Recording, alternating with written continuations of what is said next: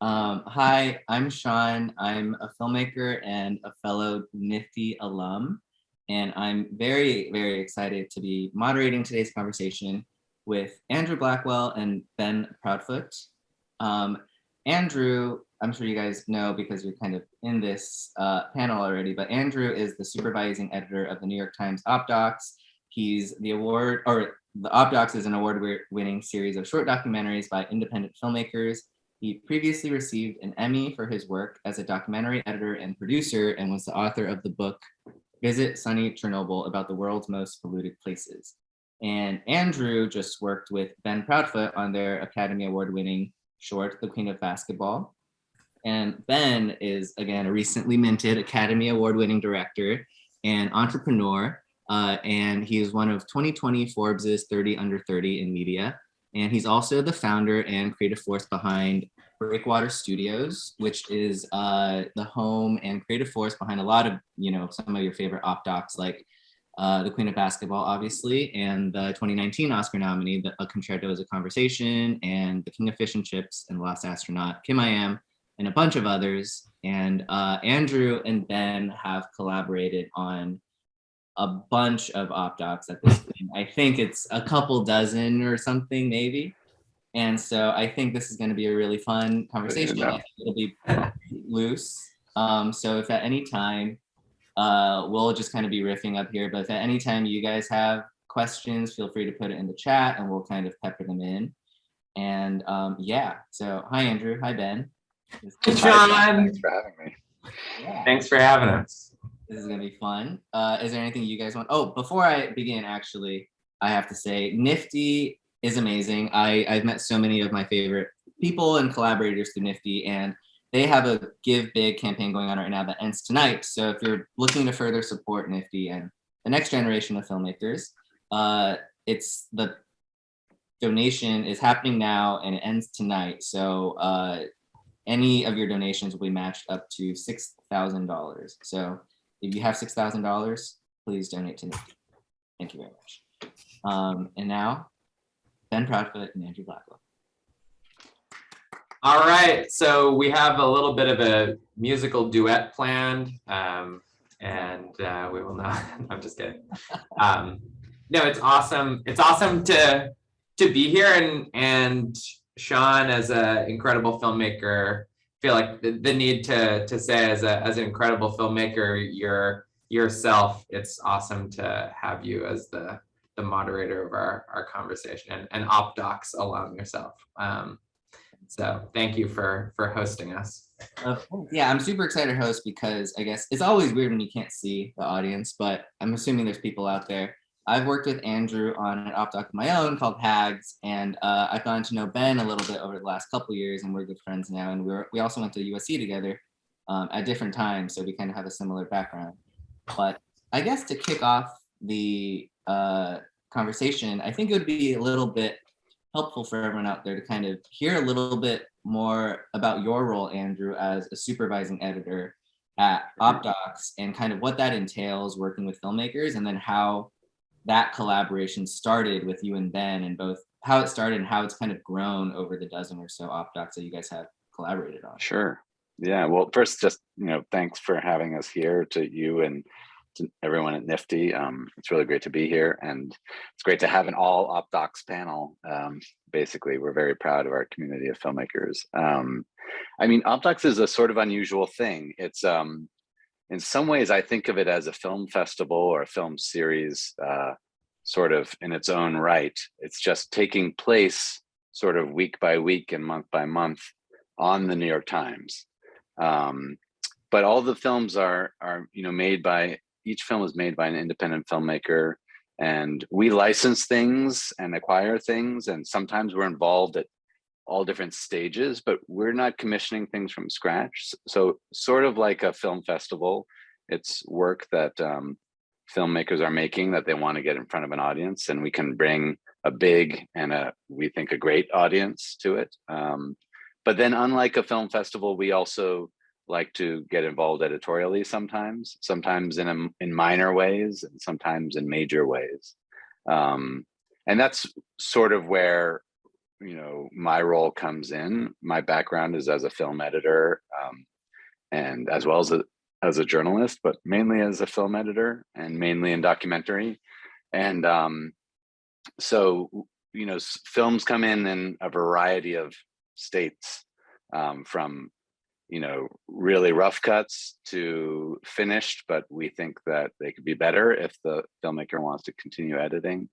And so, one of the big things I do is have conversations with, a concerto is a conversation, but so is an edit, maybe. And a little shout out. And so,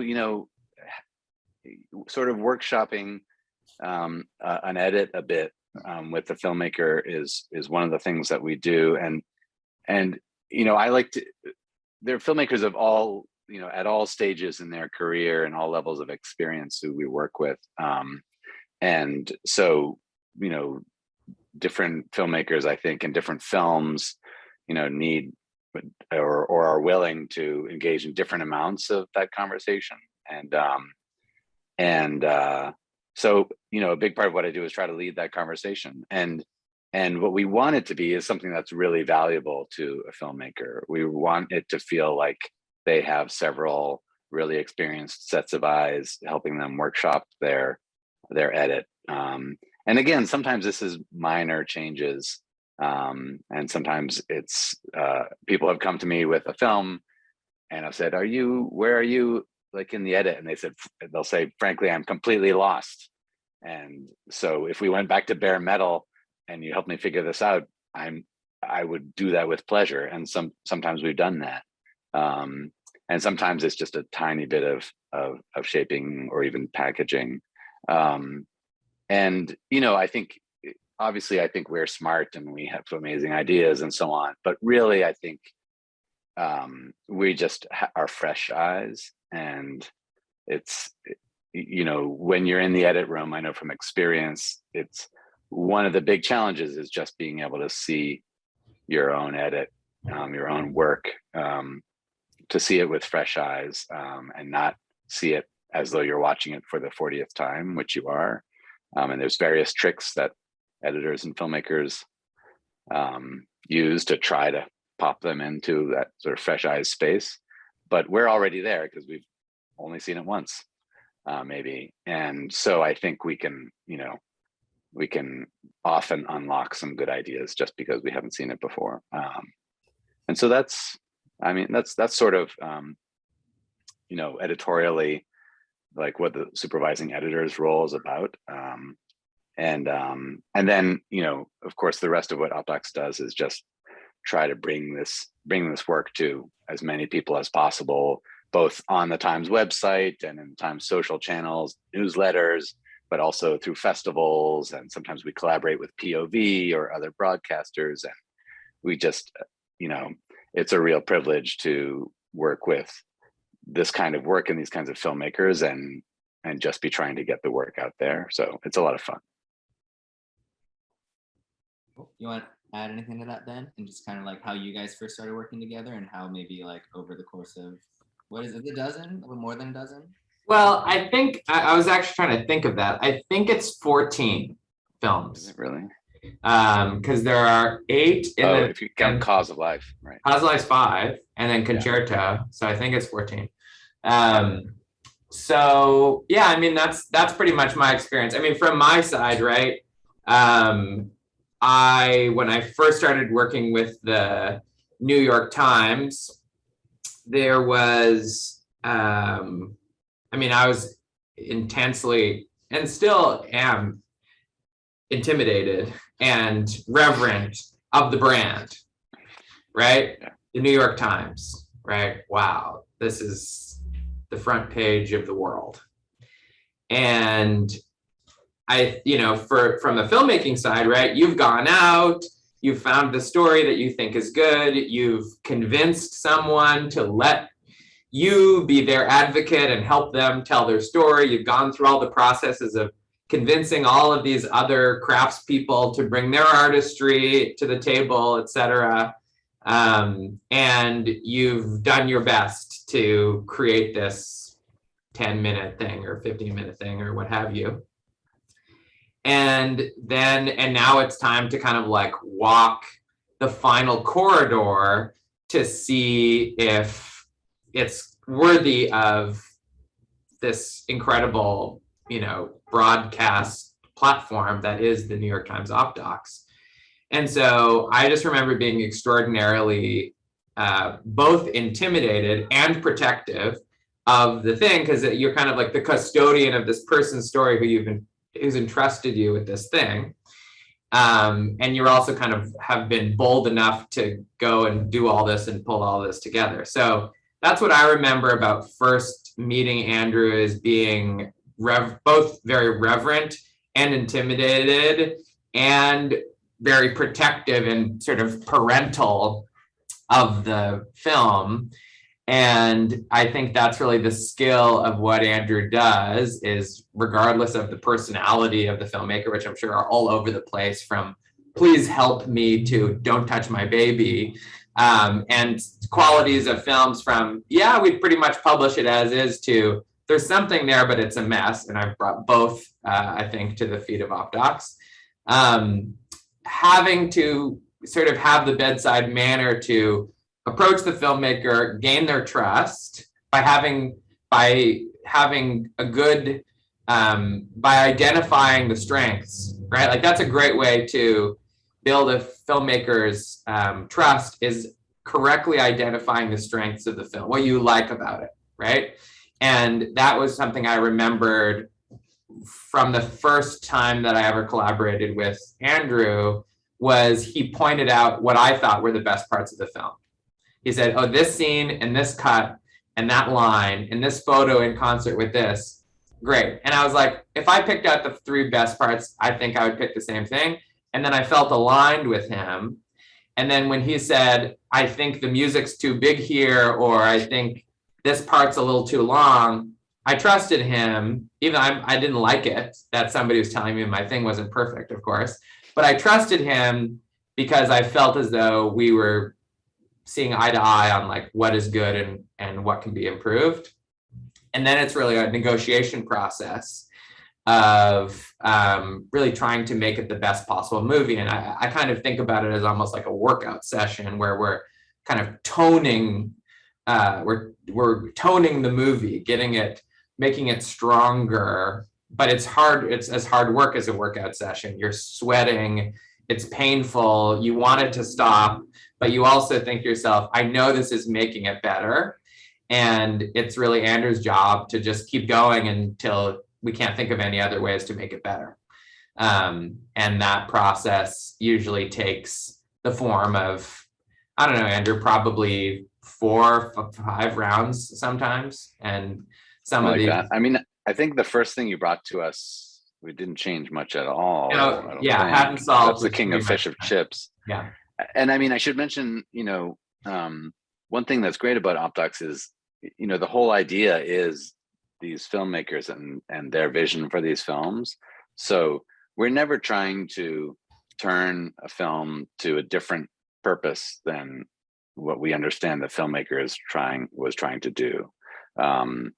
We're not going to take Hags and say like, oh, this should be a much more sober, reportorial, verite-based film. No, it should be the film it is, which was conversational and really intimate and both, touching, but also funny and with a lot of animation. And so, similarly, Lindsay Krause is really the person who saw, after The King of Fish and Chips, saw that Ben, I think, had a particular sort of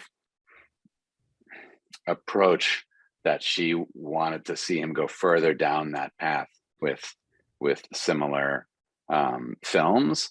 And so, of those 14 films, well, probably more than just Almost Famous, but easily, 8 of them are really the joint brainchild in some ways of Lindsay and Ben as a sort of group body of work. And I should also say that, it's really rare to do what Ben does when, he and Lindsay had cooked up this idea of Almost Famous, and I think you brought in 4 or 5 at once. Or I don't know. I think you dropped somewhere between 3 and 5 cuts. There was Kim Hill, Lost Astronaut, the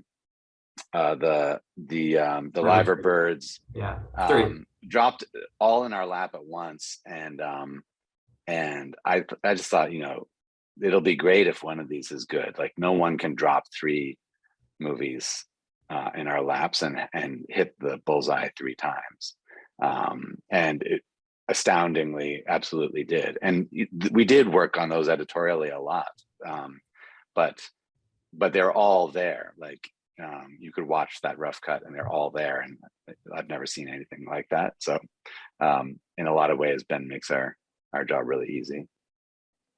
The role of, that's super nice of you to say. The role of Lindsay is important to talk about too, because I remember I made Fish and Chips, which took me a long time to make.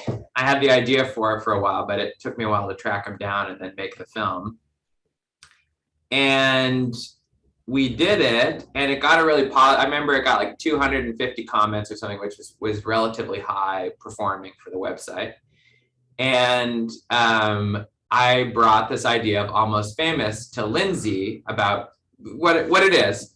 But she made a very good insight, which is that she said, of our options that we brought, she felt as though the most interesting stories were where there was some societal obstacle that was between the person and their dream or their fate or whatever. So their gender, their race, their class, into a lesser extent, timing or luck, right? But really that it could be a commentary on society in some way, right? And that was, I think, a very key ingredient that sort of drove us in the selection of which stories we wanted to pursue. And then obviously the sort of, I don't know what you would call it, but the crown jewel of, so far of the Almost Famous anthology, The Queen of Basketball, that was really inspired in large part by Lindsay's writing. Lindsay is sort of famous, not sort of famous, I would say preeminent and famous in the world of writing about gender through the lens of sport, which I really was not tuned into. And as her colleague, I follow her on Twitter. So I got all this information from Lindsay about this that I never would have ever gotten, and I would read her articles because we were working together. And so when it came to Lucy and finding that story, which came from Haley Watson, who's a cinematographer and director that works here at Breakwater, I called Lindsay and I said, this sounds like a great story. And Lindsay said, I've never heard that story. That sounds great.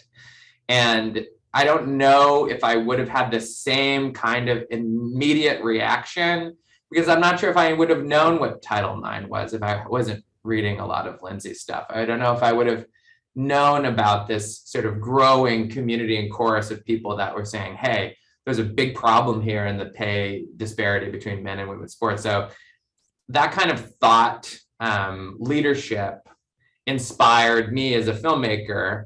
And then the rigor that Andrew and his colleague Regina too brought to the filmmaking helped. I mean, I think the best way to describe kind of like what Andrew does is like, it seems as though you're trying to do this, but it's not quite doing that. And here's a suggestion of how I think you could do that, and that's a great note.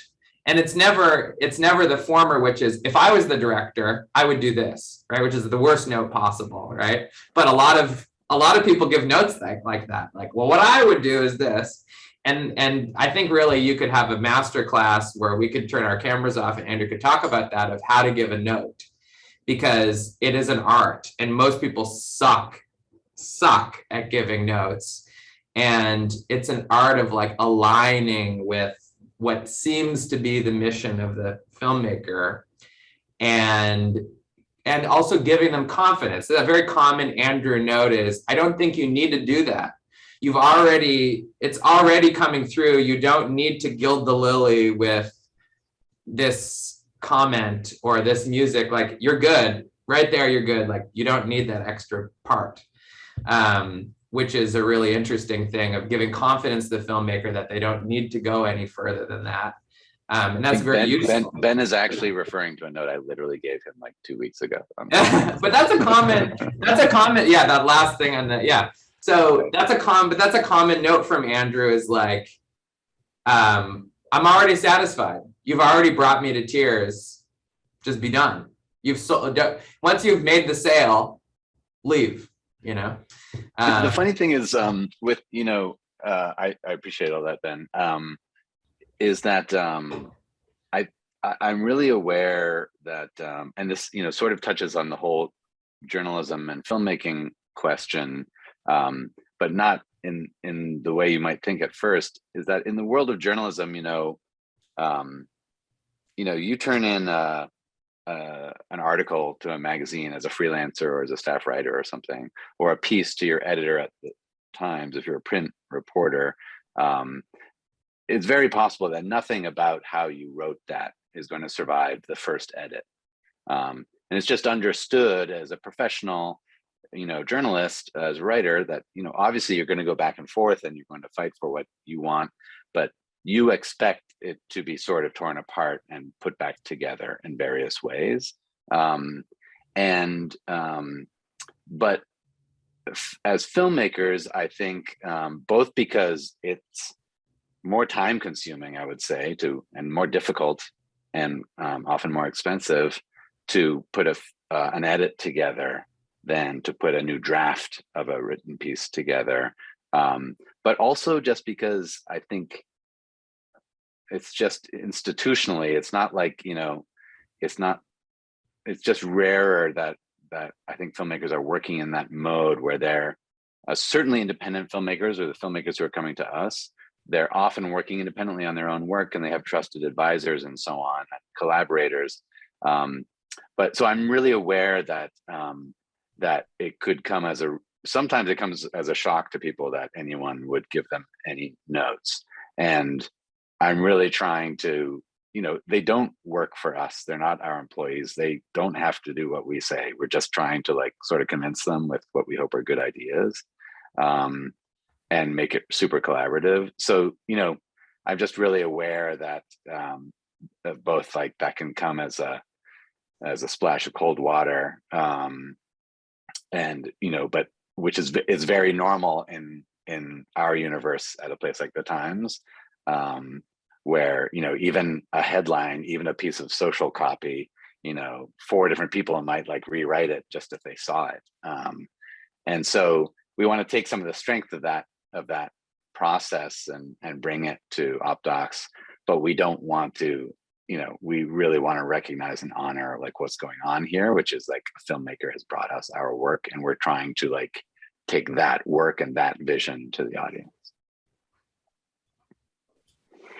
Great answer. I think that you kind of touch upon I guess the thesis of what this keynote is, which is documentary or journalism, Andrew. And I guess that kind of leads to a question, which is coming from, documentary and journalism and kind of having an editor's background. And then I think Ben and I are similar, where we come from a film school, a production background, and kind of come more from a traditional documentary sense.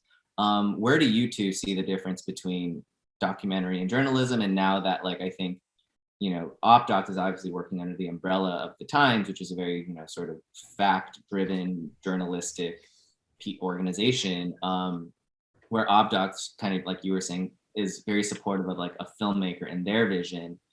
Where do you guys feel the line kind of blurs now? Is documentary journalism? Is journalism just documentary at this point?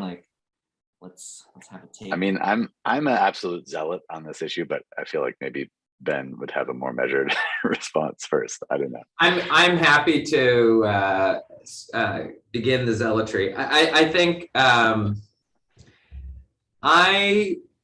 I think that most if you lined up all the documentaries and you measured their quality in terms of the reporting against normal journalistic standards, as held internationally, in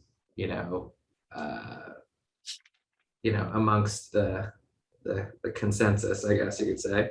I think most documentaries would be deemed F in terms of how good journalism they are.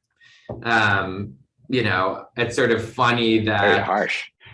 That's my personal opinion. I think there's enormous, especially in the golden age of documentary, where people are just trying to make them as quickly as possible to sell them, right? There's fact checking is out the window.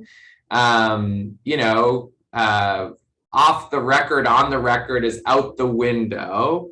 Doing proper deep research is out the window. Twisting what people are saying is out, totally out the window. I mean, it's in the window. Yeah, it's in the window. Yeah, sorry. Thank you. See, he's got great notes. So the other thing is like with Morgan Neville and the whole like using AI to have Anthony Bourdain, say his own letter, and everybody getting so upset about that. I looked at that and I was like, do they know what a Frankenbite is? Do they know what's going on in documentary filmmaking, right? I mean, we literally, quite literally often put words, in the mouths of our speakers, not to make them say something they didn't, but to make it shorter or to remove an or an that doesn't quite fit, right? This is very common usage in documentary that would never fly in reporting, right? So that said, if you take the op docs, I think you get a solid A-, A in most cases in that range in terms of reporting, because they force you to go through the fact-checking process. Andrew is looking at it, or Regina, or someone from the Times is measuring the documentary filmmaking with the New York Times level, which is, I would assume, the highest or one of the highest levels of standards when it comes to journalism. When I first came to like The Lost Astronaut or some of these things, like we came and it was just riddled. I remember Yvonne doing a fact check of the transcript, and there was like 50 things that either we couldn't corroborate or were not quite right, or the chronology was wrong. This is often something that happens in documentary where the story is better if this comes before that, but it didn't, so you can't do it. I would say you go through most documentaries that aren't through an organization like the New York Times, you will find issues like that. And those all get weeded out in the New York Times process. So I think it's a tiny minority of documentaries that actually live up to good journalism in terms of ethical standards and fact-checking standards. And it's one of our greatest problems, because I think the word documentary gets further and further eroded as things that are basically reality television in 4K are called documentary series. And I'll drop the mic over to Andrew down there. I did actually not realize that Ben was that much of a zealot on this issue. I'm glad to hear it, I think. I mean, yeah, Yvonne Ashley Coadjo is our producer, is fact checking all the op docs these days. And that is something, as Ben just said, that we are really rigorous about, and we just don't have, if it's going on the Times, it has a big target on its back, and there's just nothing worse than the idea of,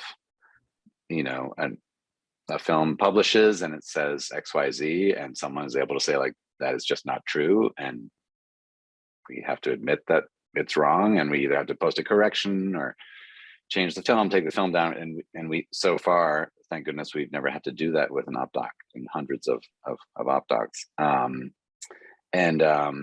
mean, I personally think that, things like editing dialogue and so on, as I'm also an editor, so I feel like that can be done responsibly or irresponsibly. And the fact of Frankenbiting something doesn't actually offend me too deeply if it depends what the result is, if it reflects. And that's the same in, obviously in print journalism, you can use people's quotes in ways to make it seem like they said things they didn't say, or journalists will quote people and they'll take that one phrase where the person seemed like a jerk, and they seem like a jerk in the article or whatever. So I think it all, it really depends on what you're using that for. Where I do get super frustrated sometimes when, a documentary is really riding the line in terms of like what is concocted, because it's often because they don't have the material. And I think a lot of excuses get made, and this is just my personal opinion. A lot of excuses get made, in my opinion, under the banner of like, well, it's a hybrid documentary, or it's exploring the boundaries between fact and fiction. And as someone who also has a background in nonfiction writing, I just think that that's rarely true, and that actually it was just a shortcut, and that when you challenge yourself to actually deal with the material you have, deal with the facts as you discover them in your research, I think it tends to push you towards needing to find more creative and less expected solutions. Because it's a way of, when you're going out to the world, like if you're making a film that just conforms to your preconceptions, they tend to be less interesting. And there's a whole breed of films that we tend not to take, where it just feels too controlled. It feels like they went out with a script in their mind, and then they just came back and edited the script that they had in their mind, and then there's footage to go with it. Whereas, when you're watching, something like the Pulse of the Universe, almost Ben's film about Jocelyn Bell, who discovered pulsars, which is great. And I would never, I loved that film. I did not expect that a film about discovering pulsars would absolutely blow up and just eat the internet. That film was huge. You watch that, you really get the sense that you are like, the film is going where she is telling the story. Not that Ben, and of course Ben knew sort of like the broad outlines of this story when he chose to interview her. But you don't get any sense that, well, he just went there and now we're just plugging in the pieces of that story. Rather, there's a spontaneity and a life that comes from feeling that, well, she could say something unexpected, and that is where the film will go. And that's what gives a film life.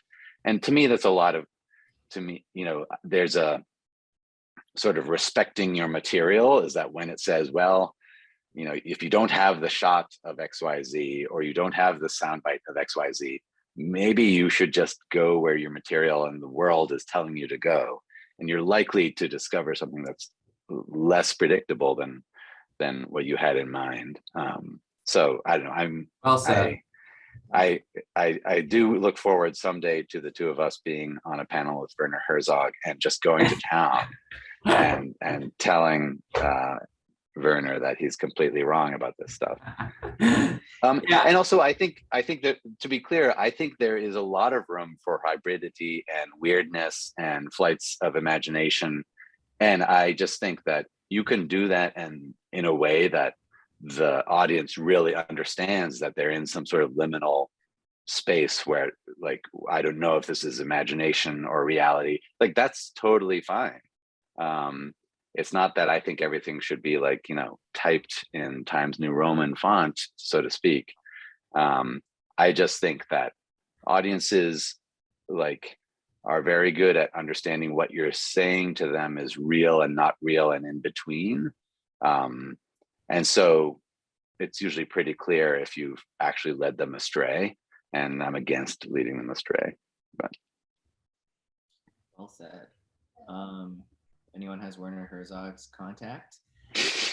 Drop it in the chat. We'll have to buy a seat in one of his master classes. I think that's the We'll get you, Werner. And I'm a fan, to be clear, I'm a fan. Yeah, me too. We're on the record. It's all good.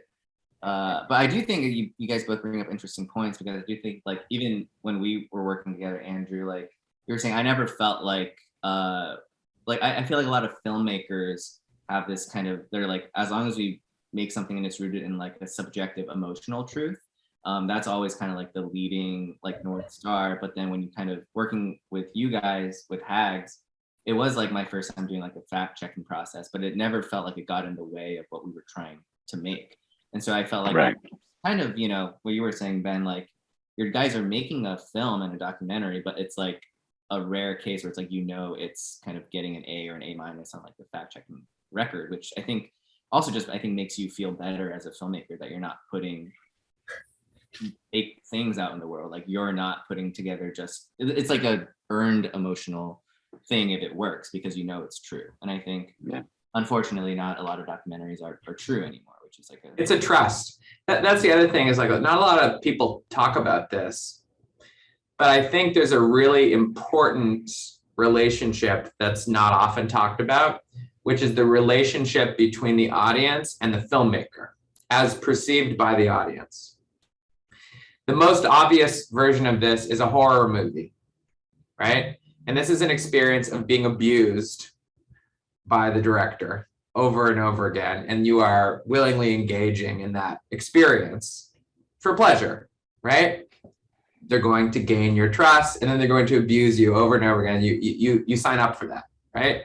And so a lot of what happens in that exchange in a short documentary is being measured, especially at the beginning, in paying off what you are promising, and then in small ways, and then in the bigger promises, the audience expects you to pay them off, right? So if you've made a few little promises in the beginning that have paid off, and then you ask a big question that seems unlikely to pay off, you'll have their attention until you answer it because you trust whoever it is that's leading you along this garden path will not lead you astray. And when you allow language that raises a question mark, or that's a little too broad, or that makes people say, is that right? Then you lose the trust of the audience, and they'll be less willing to follow you down unusual paths because they're not sure if they should trust you or, you know, this storyteller, whoever is guiding you. It's like an example that I think of is in The Lost Astronaut. It's like a very minor, I don't know why I'm thinking of this, but it's very minor. But Ed Dwight's telling the story of going to Air Force training camp and going to, I can't remember, maybe Andrews Air Force Base, some Air Force base where he was training eventually to be an astronaut. And he said, seems like every street was named after a dead test pilot. It was a very effective thing. It seems like every street was named after it. And in the edit, I said, I get rid of the seems like, right? It makes it less emphatic. Every street was named after a dead test pilot. So this gets through. It's a great line. You know, it sets the stakes. Is he going to die? What's going to happen? We're in his shoes. And Yvonne says, I can't, it's very hard to prove a positive like that, right? So, you know, if she found a street that wasn't named after a dead pest, it would have proved it, but the lack of finding one doesn't prove the fact, right? So she said, you can't do that. You can't have him say it. And I said, well, that's, you know, that's what it seemed like to him, was that, she's like, well, that's somebody stating something that we can't prove to be true, which is as good as something that's not true. So you have to put in seems like in the front of it, because that's the truth. It seems like to him. And so it's like little things like that that are important, because there is a difference between somebody saying it seemed to me that everything was named after a dead test pilot, and it being a fact that on that base, every street, it's a rule that every street is named after a dead test pilot, which is, I'm not actually sure if that's true or not. It's probably not true. And those are the kinds of things that we talk about in the notes process that are one word or two words, even pauses between words that infer or could infer a different meaning. Those are the kinds of things that we talk about and make adjustments on, so that we're building the trust of the audience, and we're not giving them a fact or inferring something that isn't true.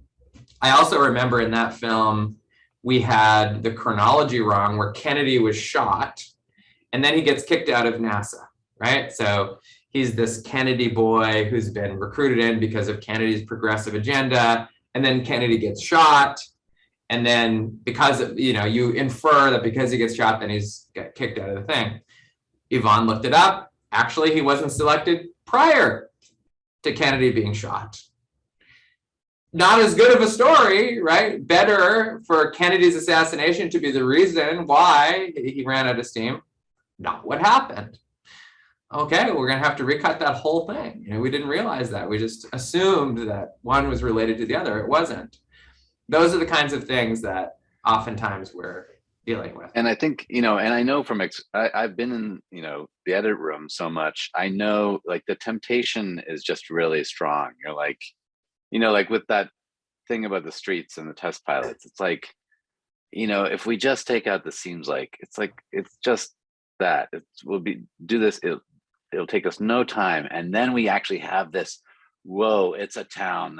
They're all named after dead test pilots. We're almost, let's just do it. We're so close, yeah. That's sort of what I'm talking about in terms of like, the harder way is sometimes better. And of course, I can always retroactively find a reason why something like this is better, but I would maintain, that in some ways, I prefer it being in Ed Dwight's voice because it says something about Ed Dwight too. It's like he's such a storyteller. So if he's like, this kind of town, it's the kind of town that would name streets after test pilots. That's it at this point. It's like we know that. Oh, this is kind of his opinion. It seems that way. Like I walked in and I got this feeling that there's this like legendary cohort of dead test pilots, but that's kind of awful because I'm one of the new test pilots. And that's actually more interesting, even though it's less clear cut than just having the very attractive little factoid that all the streets were named such a way. So I do always, I feel like the harder, more subtle way, you often end up with something a little more interesting, or sometimes a lot more interesting. Yeah, the truth is the specific truth is more interesting, and often the specific is more profound, right, than the expected. Look at the name of Andrew's book, right? Visit Sunny Chernobyl, right? That you're sort of saying, what the hell? That's not what I thought, right? And that is it right there in a nutshell, right? Which is, the truth is not what you expect, which is why you click on something, right? It's why you watch something, why you read something. It's the promise that the truth is not what you expect. And often, as documentary filmmakers, we are climbing all over each other, trying to get in the way of that, trying to make the film what we expect, right? And actually, the truth is better and more interesting and headline worthy and all of the things that in the end the audience wants. I also, I just find and maybe this is just the I don't know what the 30% of me that's a journalist, just that there is something I just find really interesting and fun about running down. Sean, I don't know if Yvonne actually, in that fact check process, I don't know if she was like, well, did your friend actually snort, a handful of powdered sugar on the bus in the afternoon? Do you have documentation? I don't know if it got to that point, but I kind of love when it gets to that point because to me, it's just like an act of devotion to the whole.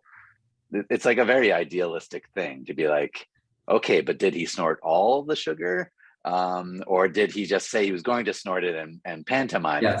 And if you're like, well, I don't have documentation, but you have the dialogue here where it's corroborated by another witness that so-and-so snorted the powdered sugar on the bus back from middle school. There's something I find really beautiful about it's like a devotional act towards reality that I really like. It's a very idealistic thing. Yeah, I love it too. And I think it goes back to kind of what you guys were talking about before. That's the attention to detail that working with OpDocs and working with another editor kind of gives you. It's you guys aren't going to let the small things slide. It's the seconds and the frames that change the meaning of a film a lot of the times. And normally a lot of filmmakers, I think because there's so much content out in the world now, and there's people publishing things all the time. They're gonna like, okay, let's just do the easy version. And I think it's really helpful for a filmmaker to work with someone who also has that attention to detail and can understand what extending a shot by like 2 frames or like putting it into words can change the entire meaning of a film.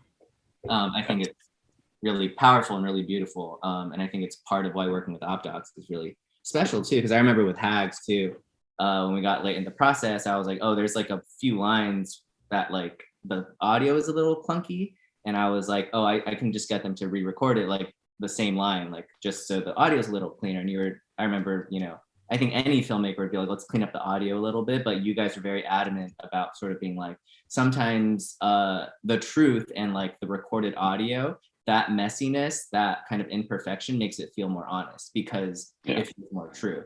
And I think that's something I've kind of taken with me moving forward, where even it's like, oh, there's a bump in the audio, there's a bump in the thing, but it's like, it's true. And those kind of imperfections always kind of make it, again, kind of building that trust with the audience now that everything kind of feels a little bit manipulated and kind of fabricated, that there's trying to kind of retain an element of, look, we're not lying to you. I think that's really important, especially today. The truth is worth it, as I've heard it said. Exactly. Is that the New York Times? Right. One thing I do want to say, because I do think it's a point and speaks to the sort of poignancy element of that devotional act of realism, is I think we all imagine as children that there's someone sitting at the New York Times building calling people up saying, so did he snort all of the powdered sugar, or was it, we all imagine that in an idealized world, someone is doing that. And then many years later, you find yourself in the position where that's your job, and you want to continue the legacy of what you imagined occurred. Imagine how disappointing it would be as a filmmaker who had so much reverence and so much respect for the New York Times, is if we got there and it was discovered there was a factual error and they said, yeah, whatever, we publish crap all the time, right? It would be devastating, right? It'd be horrible, right? You'd be like, oh my God, what a disappointment, what a lack of integrity. They say that they're so great and that they're the pillar of truth and they don't give a shit, right? Trust me, they give a shit. And when I read the New York Times, I read it and I know what rigor it's been through. And not to say it's perfect, because it's a product of humanity, but I know that the people that said print on this thing or publish or whatever care. And you can't say that for that many places and people and things and platforms. And there is something poignant because we're surrounded by institutions and people, including ourselves, that disappoint the ideal. And that's where I think it's interesting, and the combination of documentary and journalism is journalism really flies in the face of the culture and a lot of documentary filmmaking, which is, oh, whatever, they won't. What do you think? Somebody's going to Google it and check it? It's whatever. It's a 10-hour Netflix series about the murder. Who cares? It's entertainment. It's entertainment.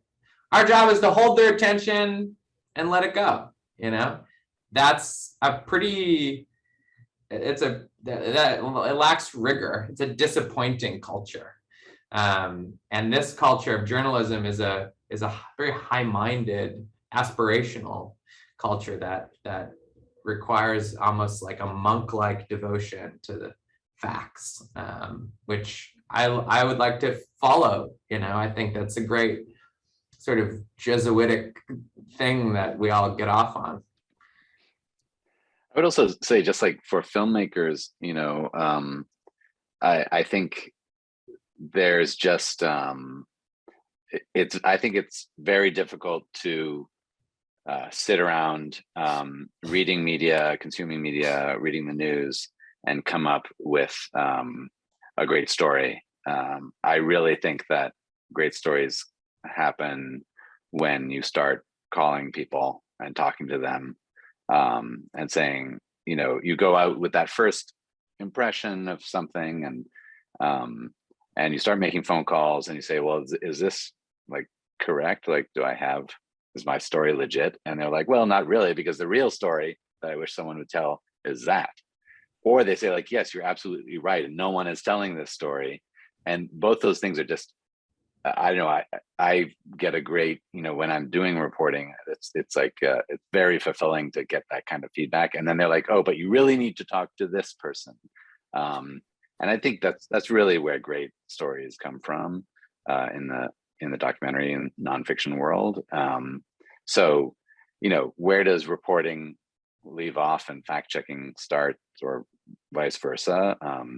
So, I don't think of the fact checking and the journalism side as something that's being applied to filmmaking, sort of as another layer, ideally, and certainly not in Ben's case. I think that what he's doing is a form of reporting, clearly. And whether that means the preparation he's doing or the archival, a lot of these films also, they live off of not just like one or two great key interviews, but off of like a real treasure trove of archival. If you look at them, it's just really special. In Queen of Basketball, it's like, it's unbelievable that there's the footage that there is for that, and that footage was not sitting around on YouTube. That is a find that was that Ben came across when he's talking to people about this story. And so, I think reporting is for everybody. It's an enriching thing attitude to take. And I mean, I think even with Hags, you can see that as just like it's like a story about the reporting of that film in some ways, because it's about these phone calls that you made. So it's even more explicitly about the reporting that went into that film. Totally, yeah, and I think kind of what we're getting at here is that like the process matters. Like obviously we're all trying to make an amazing finished result, but like when you devote yourself to the process, the result is better, and it's more honest, and it's more true, and you like feel better as a filmmaker, as someone who's like putting it out into the world. I just want to say real quick, I think we have 10 minutes left. So if anyone does have questions, make sure to pepper them in. But I guess that kind of what we kind of talked about right now with documentaries kind of leads me to like my last question, unless someone has like Q&As, is that I personally feel like the impact of short docs and the weight that they kind of hold in culture and storytelling has kind of really grown in the last few years.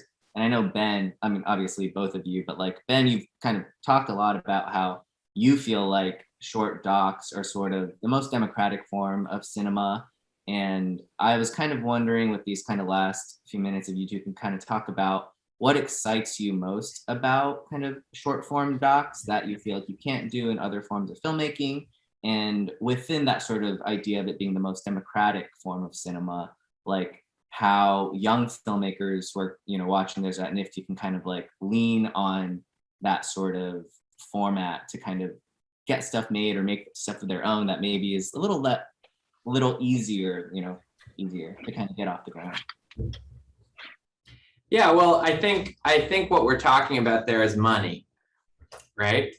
And the truth of the matter is that the vast majority of the cost involved in making any movie, but a documentary or a short documentary, is labor, right? People's time. That's the vast majority of what you're spending money on.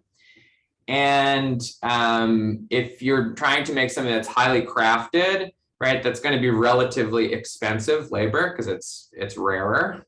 And most short documentaries, because there's not a market, right, there's not a way to sell a short documentary for more than it costs to make it, at least not right now, or even as much, come from either people who have worked really hard to accumulate grants or investments from wealthy people, or more commonly, who have done most of the jobs on the film themselves, and by pulling in their friends and putting in their own personal resources or credit cards or whatever, you have little short documentaries that are bubbling up out of the thing when they have, from a market perspective, no right to.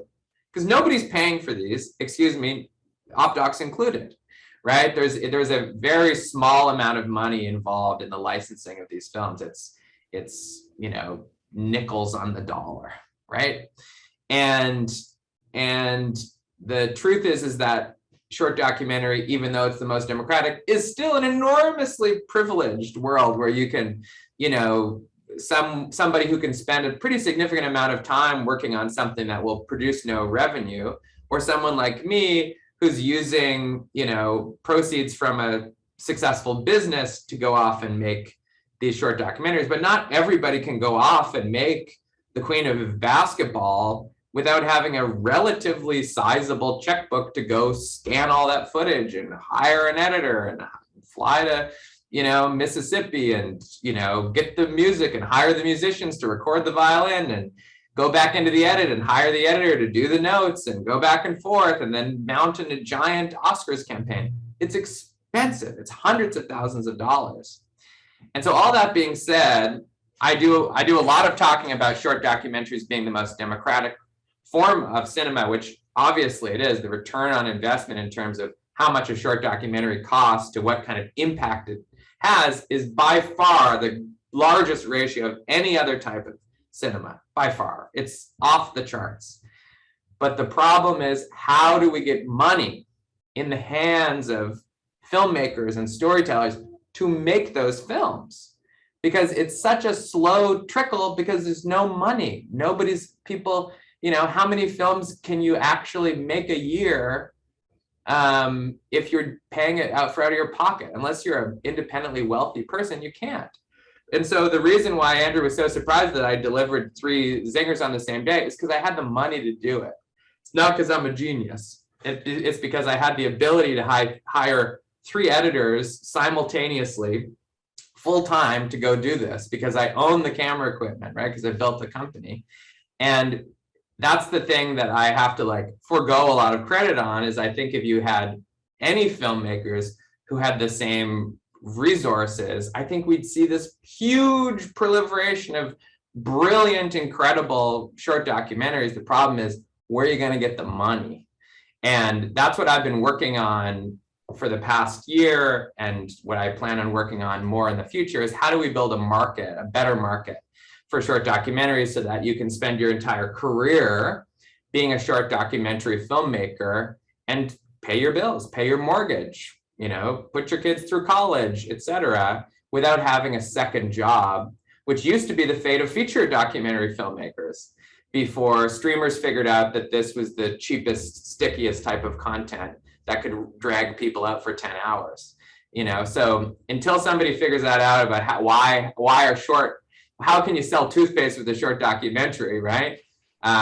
We're still going to be in the sort of dark ages in some sense of short documentary where you're always going to have a 90% loss on the money. But even still, it is the most accessible. And you don't need to have a great documentary, you don't need to have a live orchestra, certainly not. You don't need to have a Alexa and, you know, cook anamorphic lenses. You can make a great short documentary with, you know, a monthly subscription to Creative Cloud and an iPhone and some fantastic friends who can help you out in key craft areas, and the whole thing can be done with, you know, a few $1,000s and a lot of goodwill and effort. But in order for it to be sustainable, we need to solve that market problem. And that's my soapbox today before I pass it off to Andrew. No, I mean, I don't think I can add anything to that. That's definitely true. No, but I also think it's not just a question of, you know, having the money to make whatever particular film or set of films and how that affects the quality of it. But I think it's also, it's hard for people to, you know, iterate and be making enough films and spending enough time making those films so that they develop the kind of skills that you need to choose your shots right and spend that money wisely if you do have it. I don't think you can put, you know, the team from Almost Famous, I don't think you can give them to just any director and Almost Famous will pop out. But I think it's obviously, you know, because Ben has like been able to leverage the other work he's doing. He's given himself a chance to develop his own craft. Do it over and over again, 100 times. Over and over and over. That's true. You know, which is different than if, you know, if you scrape together and make that first film, you can't necessarily expect that you know exactly how to do it the first time out of the gate. That's a good point. Very good point. I feel like we could talk about this for another like Oh yeah. hours, but I think we're out of time. I'm not sure. I think someone's gonna pop in any second. But if you guys want to tune into Andrew's next keynote, how to give a note, that'll be coming up. Honestly, I would sign up for that. Yeah, really, you should write a book. You already described it. Ben. So I think you know how it works. Yeah, you should write a book called Notes on Notes. And it's all about people who are able to provide helpful suggestions in a manner in which they are accepted. Yeah, it'll be. No, like, I think it really just came from I hate receiving notes, and as an editor and as a writer, it's painful. I know the pain of receiving notes, and so I just try to come, you know, with a lot of empathy for the horrifying experience of someone looking at your work and having thoughts about it, which to me is just terrible. I still have, I think, the best notes I'll ever have in my career from you, Andrew. I probably shouldn't say them in this. I don't know if it's appropriate, but we do get to write some funny things where we're like, we think maybe these animated genitalia maybe should be taken out, and like, was that powdered sugar actually there? And I think I get the sense of a raucous bus ride, even without the more graphic descriptions of violence. You know, sometimes I find I'm like, this is amazing that it's my job to give these. Totally. Okay, I think it is time to wrap it up. I'm getting some notes. So I will thank you, Andrew. Thank you, Ben. This was amazing and super informative, really fun to hear you guys kind of pick each other's brains and talk. Before I close off, I just want to say one more time, the Give Big campaign, I guess, is happening right now with Nifty, and it ends tonight. So if all your donations are matched up to $6,000, so if you want to donate to Nifty, tonight is the night. And with that, I think we should say goodbye. Collective. Thanks a lot, Sean. This was great. Good night. Thank you, Sean. Thank you, Nifty. Thank you, Andrew.